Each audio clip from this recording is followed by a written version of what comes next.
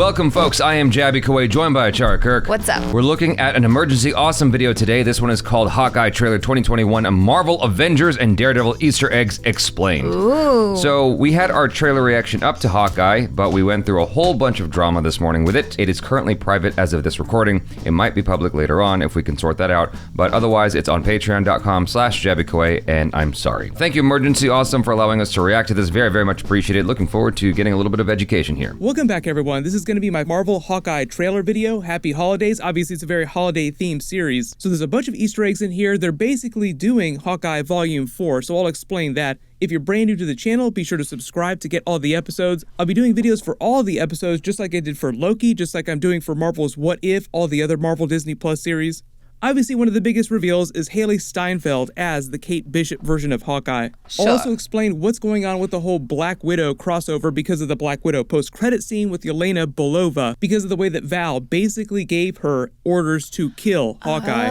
So as he says during the trailer, his past as Ronin is finally catching up with him. Although I think there's a little bit more going on when it comes to the whole Val of it. Many people want him dead though, clearly. But I'll just start at the beginning of this and go through shot by shot, talking about the Easter eggs. Obviously, probably one of the funniest things in here is the Captain America themed musical, A Timeless Hero. Of course, they would have a musical telling Captain America's story and the story of Avengers Endgame. All of the but as you people. can see, since Avengers Endgame has ended, Hawkeye has basically been trying to make up for lost time with his family. I'm assuming because they feature that Captain America musical so much that he's taken them into New York City, into the city, to actually see the musical, because they know that he's an Avenger and he lived through all this stuff.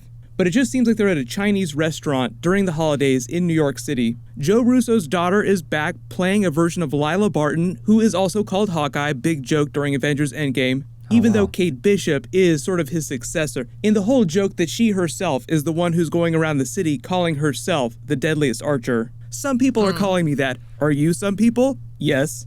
Big surprise here, they're not using WHIH for the news station, but he catches a broadcast and sees somebody wearing his Ronin costume. Obviously, this is Kate Bishop running around. He just doesn't know who it is. He just thinks that somebody has come to get him and is doing this to taunt him. Like he says, his past as Ronin caught up with him. Kevin Feige did say that they would also be covering a lot of his time as Ronin during that 5-year time gap when he was going around the world killing all the mobsters. That'll probably be a combination of flashbacks, him talking about it with Kate Bishop and other villains that he did not kill coming back to get him. There's that big trope of a lot of holiday-themed stories, all be home for Christmas, but not being able to make it home for Christmas because of circumstances. Obviously, in this case, it's very dire Marvel Avengers circumstances. But you think of classic holiday stories like Planes, Trains, and Automobiles, people trying to make it home, but not being able to because of crazy things around them happening. Home Alone. He sends the rest of his family home and stays in New York City, where most of the series is going to take place, to deal with this quote-unquote masked vigilante that's wearing his old Ronin costume. It'll be interesting to see how she got his Ronin costume too.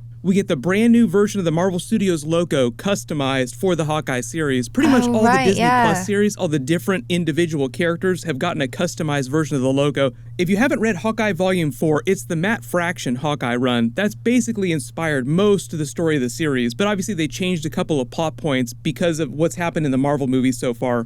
You see Haley Steinfeld's Kate Bishop trying to take out some criminals wearing the Ronin costume, and then Hawkeye swoops in to try and stop all of them. As he rips the mask off, she freaks out, "Oh my god, you're Hawkeye." So even though you don't actually get the story of how they originally met during this, the way they're pitching this, that actually happened during the 5-year time jump. Like they're doing a version of her comic book story, but they're using that 5-year time jump between Avengers Infinity War and Avengers Endgame when he was Ronin. If you're not familiar with Kate Bishop, she's basically a New York socialite born into a wealthy family, but her father is heavily connected to the mob. They've cast Vera Farmiga as her mother, and she is a huge actress, so I'm also guessing there's going to be a big twist with who her mother winds up being. She just seems evil. Mask would be one of the characters or one of the villains on the series, so she could wind up being a twist version of Madame Mask. In the comics, Kate Bishop's mother wasn't a really huge presence. It was really her father that had the ties to the mob. She follows him one day to one of his deals with the mob and gets captured and held hostage. Hawkeye winds up saving her as part of this big Avengers mission and just happens to take out the mobsters that were holding her captive.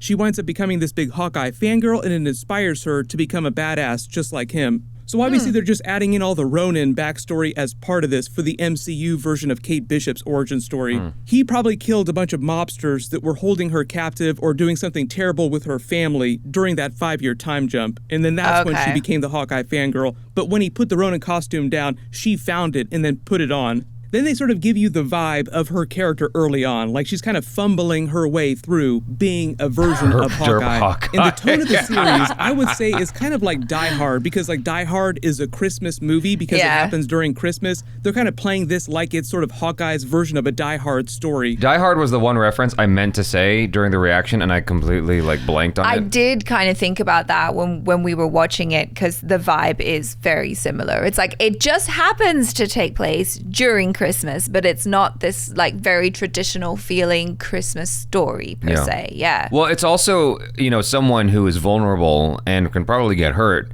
which is what John McClane was all about. Like, he was the underdog in this epic situation, you know, fighting all these guys who have like crazy weapons and whatnot, and he had to use his brains, and like he would get hurt along the way. He's like struggling to the finish line, but somehow against all odds he makes it. And I do wonder how much of that will be present here, because it is a lot of personality with Bruce Willis, and Hawkeye has a lot of personality. Yeah. So there is definitely some kind of overlap there that I didn't even think to talk about in our trailer reaction, but I'm glad he brought it up. And a lot of people are actually, you know, noticing that. There's a lot that he's talking about already that I didn't know about, and I'm glad, because, you know, going over those 5 years of what was going on during that time, I think that's actually a really, really cool idea to find out what he was up to, instead of just like the one little clip that we got in Endgame. Yeah. I mean, I think that was kind of maybe put there to tease us, and then, if we can get more of that backstory, that'll be really cool. Yeah. With him being a very John McClane kind of character, getting caught up in this.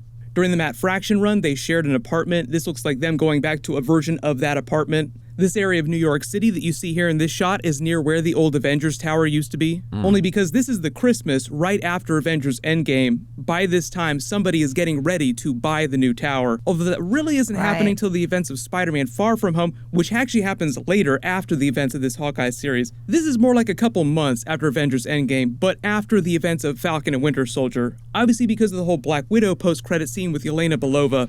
Guessing that's going to wind up happening towards the end of the episodes. There'll be 6 episodes total, by the way. Marvel Disney Plus series are either longer episodes, like 45 minutes per episode, and there's 6 episodes per series, or they're shorter episodes, and they do like 9 episodes per series, like What If or WandaVision. So the Hawkeye episodes will be a little bit more like the length of the Loki episodes. Then when they have that funny moment of him saying, I'll be back in a day or two to his family, they finally reveal the mid-boss villains. So even though these seem like the main villains of the series, they're not. They're called the Tracksuit Mafia or the Tracksuit Draculas, but they play them more for comedy, like comedic villains. They're called so because they all wear tracksuits, and they use a moving company as a front for their operations. That's why it says "Trust a Bro" on the side of their van. That's why they have the funny moment of them trying to throw the Molotov cocktail into the window and Hawkeye just catching it and throwing it right back at him. Obviously, one of the episodes is going to be them crashing this big dinner that's happening that probably has something to do with the mob. Then because one of the biggest parts of this is him taking Kate Bishop under his wing and training her as his successor, you see a lot of the comedy of her just kind of failing at trying to get Hawkeye early on, like crashing through the window. Haley Steinfeld is one of those actresses that does a pretty decent job with this kind of comedic level of action. Then they finally introduce a version of Lucky the pizza dog, who is a big character during the Hawkeye series. Kate Bishop also winds up taking him with her during Hawkeye Volume 5 later as well. He's a dog that they rescue off the street, which is why it looks like he lost one of his eyes in an accident.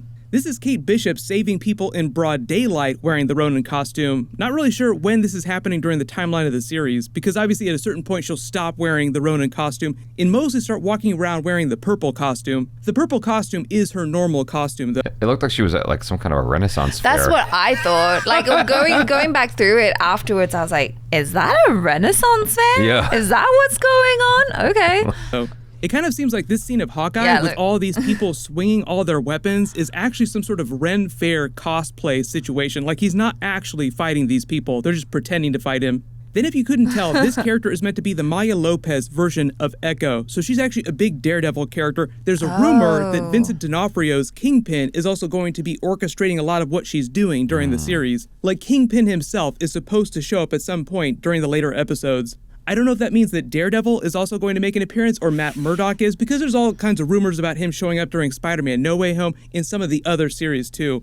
But if you didn't hear the news earlier this year, they confirmed they're doing a full-blown Marvel Disney Plus spin-off series for Echo's character, and I believe that Kingpin is supposed to be a much bigger character during that. If you're not familiar with her character, the reason why she's called Echo is because she has very Taskmaster-like abilities. She can copy other people's abilities. So she's kind of like an anti-hero inside Marvel, but shows up as a villain for the first time. And obviously they're doing that during this Hawkeye series. She'll be going after them, but somebody is probably manipulating her. So she's not meant to be a legit evil character. They have the funny joke about him telling her that certain trick arrows of his are too dangerous for her to use. So wait, hold on. So they basically made Taskmaster Echo, if you think about it, because Taskmaster was originally a guy with a lot of personality, and then they changed it up for Black Widow and made it the villain's daughter. Right. And she wasn't really a bad guy per se.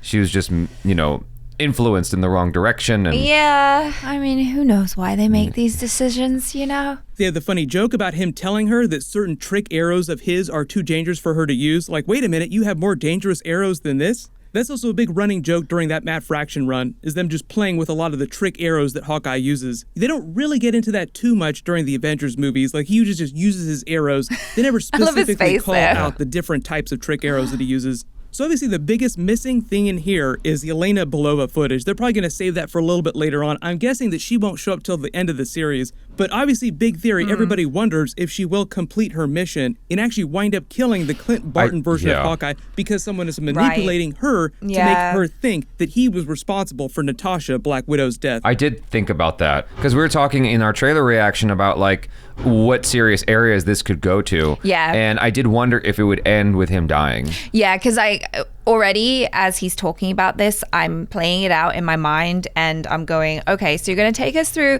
an entire series where we grow to love Clint Barton again even more, and he's going to keep promising his children, I'm going to be home for Christmas, I'm going to be home for Christmas, I'm going to be there, and then they'll end with him dying, and it's like, but we love you more now, and your kids are going to have their dad for Christmas. Why are you doing this to us, Marvel? That's the way that Val told it to her, the man responsible for your sister's death. Even though technically that's not exactly the way it happened. He tried to kill himself, but Black Widow just beat him out to it. And obviously there's the whole idea that eventually Haley Steinfeld's Kate Bishop version of Hawkeye will show up in a big Avengers crossover or a young Avengers crossover. Because in the next couple of years, between all the Marvel Disney Plus series and the Marvel movies that we have coming up, or that we've gotten the last year or so, they'll have all the original Young Avengers characters now. My longer breakdown video of this will post tomorrow, so make sure you have alerts enabled so you don't miss that. And everybody let me know what you think. It seems like it's going to be a really solid series. I agree. Yeah, I agree. That stuff with the Daredevil crossover and that kind of coming into play is really exciting as well. Anything that brings us back to Daredevil always makes me happy. And I did think of Daredevil a little bit while he was doing his breakdown before he, got into talking about the details that connected to Daredevil. Yeah. Because the one thing that Daredevil has is like his super senses. Right. But other than that, he's mostly a human being who's just really determined. Right. And so that actually puts him close to Hawkeye in that sense. Like Hawkeye has some kind of extra level of something that makes him a little bit more than human. He's got a little bit of an edge over your average human, but he's still human at the end of the day. Right, yeah, because he doesn't have those kind of really supernatural powers or supernatural power skills like advanced healing or immortality or super strength or anything like that. He's a guy who's just extra skilled at this one thing. Well, actually, he's also really good at all sorts of fighting, and he's also charming. He is charming in that kind of like grumpy way. I dig it.